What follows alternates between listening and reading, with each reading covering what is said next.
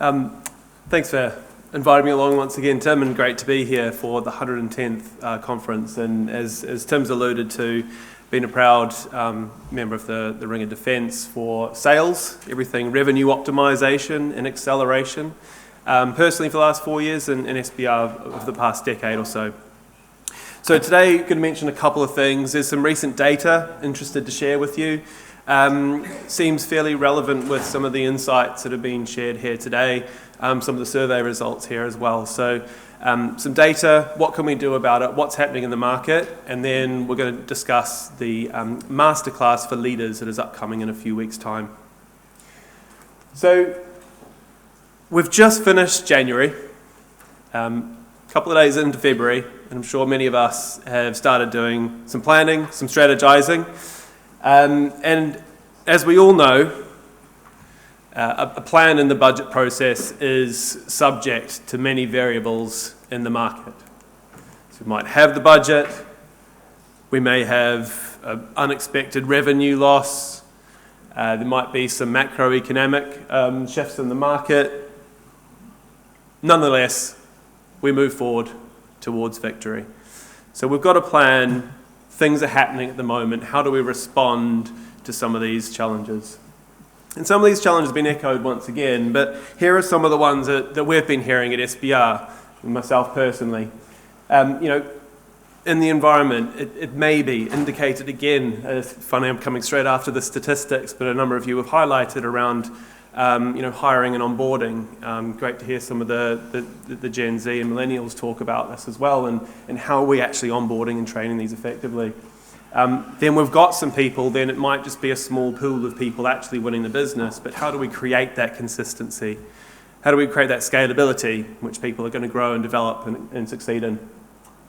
Talking about motivation and momentum, when times are challenging, how do we pick up the team with some motivation and inspiration and get people back on their feet and inspired to work? A lot of great insights around AI.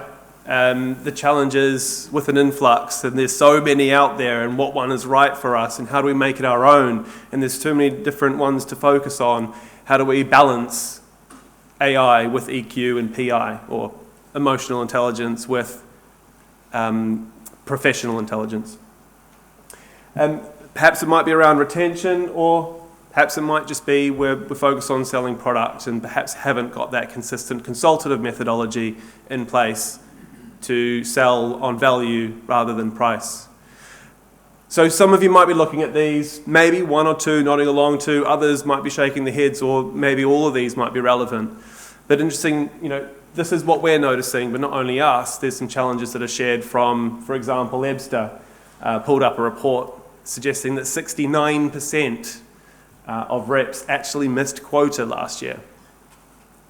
That was actually up a little bit from the prior year, but what they actually did is, on average, targets were lowered by 19%, so that justified the increase in target attainment. And Salesforce now is predicting that only 28% of reps are going to be hitting target moving into this year. But those of the top performers who are hitting and exceeding target have been highlighted that they do operate and are 588% more likely to follow a methodology. And of course, slippage as well, and the consequences and cost and impact. Of course, potentially the argument might be that buyers are more cautious now. We've had inflation, we're post-COVID now, perhaps there is a little bit of reluctancy, but being part of the 44% of slipped deals is quite impactful for us as a business. But it's not just us and some of these data. There's also surveys going out to buyers, your customers, cross industry, and they're only really asking for 4 things. One of which I heard earlier was around interest. And number 1, do they understand my business? Can they communicate well? Are they focused on the post-sale and are interested in me afterwards?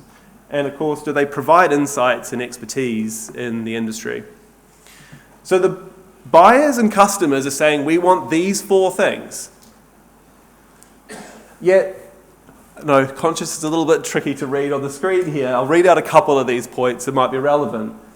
Their perception of salespeople is actually, 75% of the sales reps that I interact with don't actually understand us.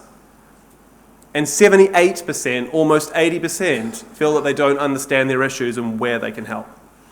So it highlights a challenge, and part of my personal objectives is to kind of stamp and tread on the stigma attached to sales and be more consultative and engaging with our customers.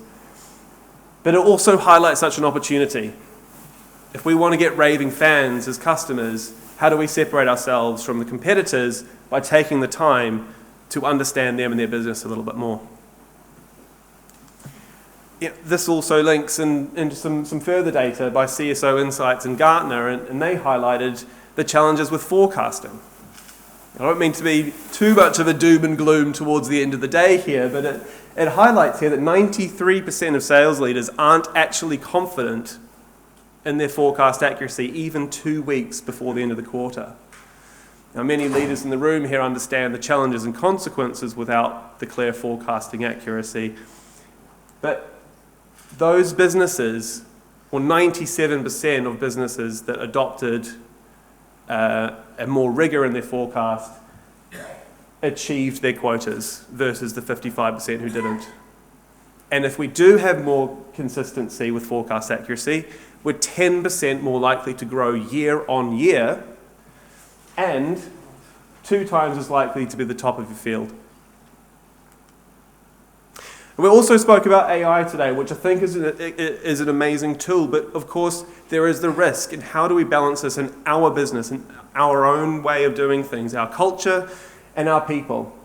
Again, it can be used as a tool, but to challenge that a little bit, where there's too much technology and people are throwing it at all their reps and asking them to do it, not sure exactly what one it is, there is almost half of salespeople that feel overwhelmed with tech stacks or AI or trying to navigate these in the way that suits them.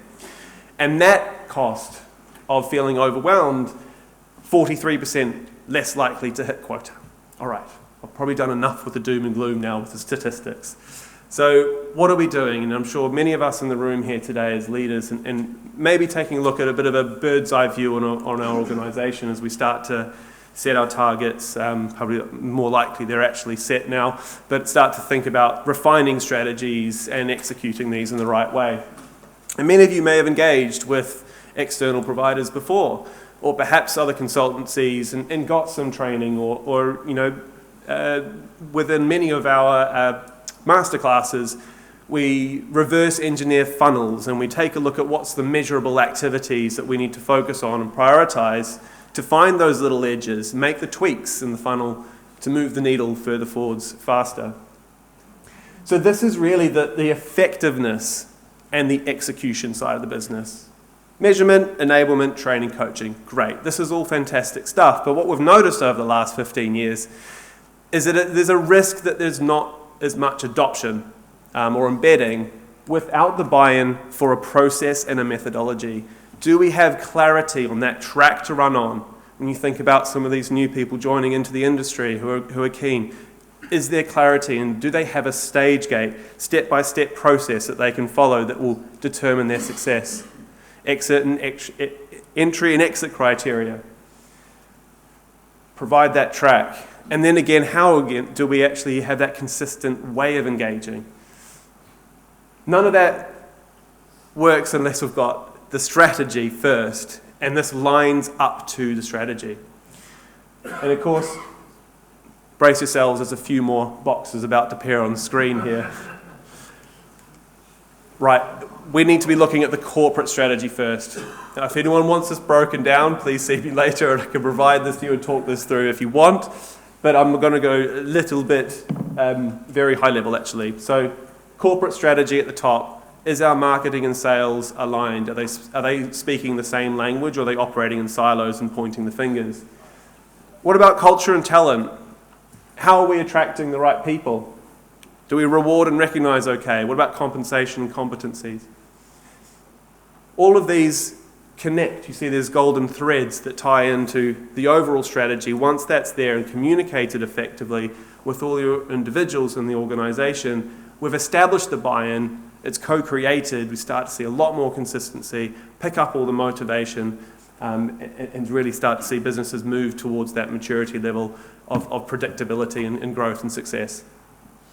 So, of course, you're probably doing a little bit of a review yourselves, and what we will be focusing on in the next Masterclass, which is actually upcoming on the 26th of February at 10 a.m. It is available for everyone involved in the Sheep Plant Association. Log into the website. All you need to do is register, and please join along. We'll be focusing on building motivation and momentum, both at individual lens and at a team lens as well. So what are we doing in the way of coaching and team analysis? How do we build and inspire our team during challenging times? And what are those tactical advantages, or those little edges that we can focus on in the way of prioritization or account tiering, or essentially, who are the right customers to speak to? What's the right message at the right time in the right way? So please do join us. This is coming up at 10 a.m. for leaders and managers who want to motivate, build momentum within their teams. And please, anyone who does have the appetite for a more box-heavy conversation that wants to understand where perhaps the priorities are, I'm around this evening. Please do come find me. Happy to have a beer at the bar and discuss some of these strategies. But really, I'm interested to hear what's going on in your own worlds. So thanks everyone for having me. That's the update.